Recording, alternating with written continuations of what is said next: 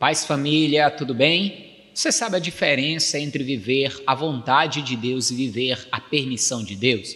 Muitas pessoas não sabem, acham que é a mesma coisa e acabam por isso sofrendo situações que não precisariam sofrer.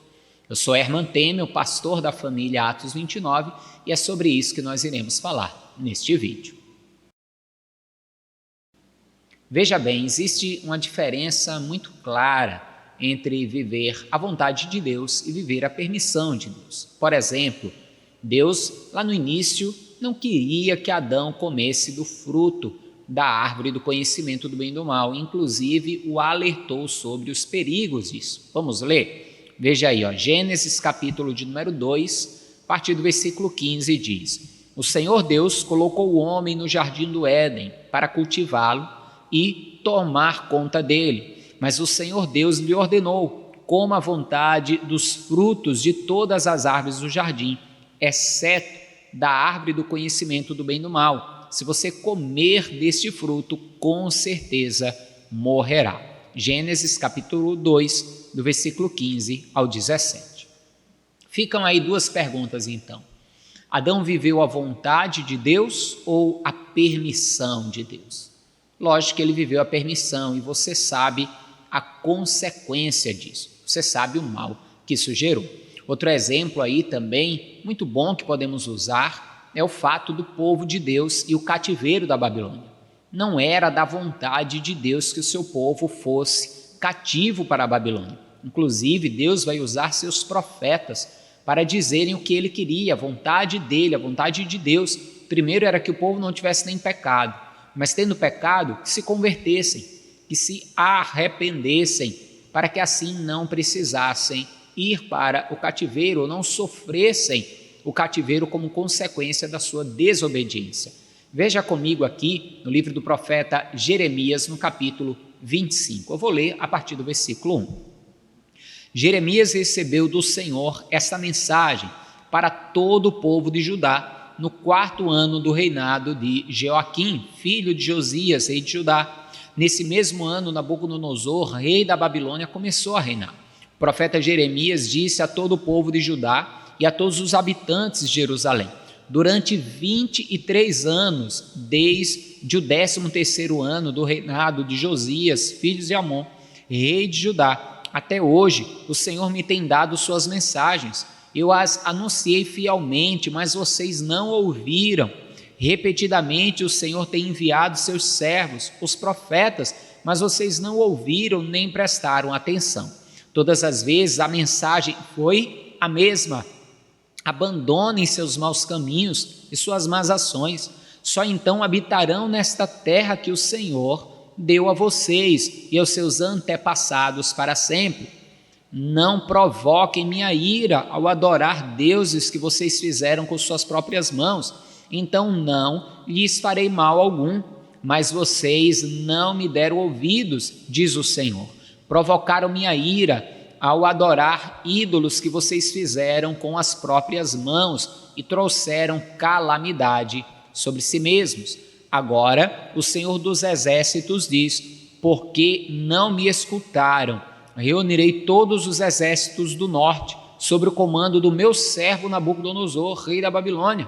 Eu os trarei contra esta terra e seus habitantes e contra as nações vizinhas. Destruirei vocês completamente e os transformarei para sempre em ruínas e em objeto de horror e desprezo.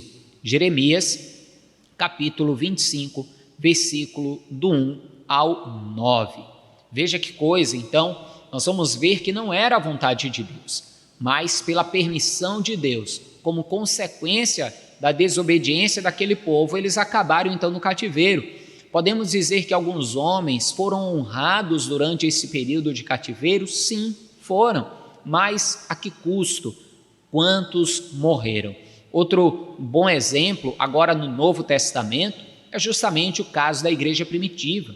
A igreja primitiva foi duramente perseguida, e por ter sido duramente perseguida, então, quando fugiam da perseguição, eles saíram anunciando o evangelho, anunciando as boas novas da salvação.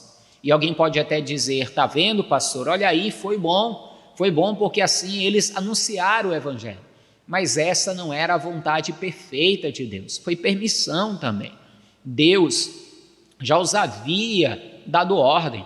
Jesus mesmo os vai ordenar, os vai comissionar a irem e pregarem o evangelho por todo o mundo. Vamos ler aqui 2 textos.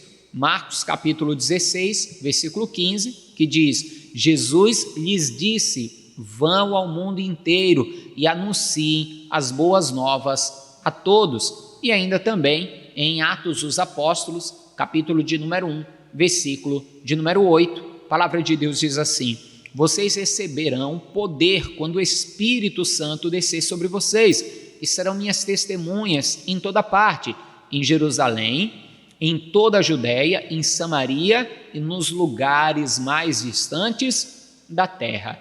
Ou seja, a vontade de Deus não era que a perseguição viesse para que eles fossem anunciar o evangelho, mas sim que desde o início eles saíssem então para anunciar o evangelho. Vamos ver também ao longo de todas as escrituras que a vontade de Deus é que todos os homens sejam salvos.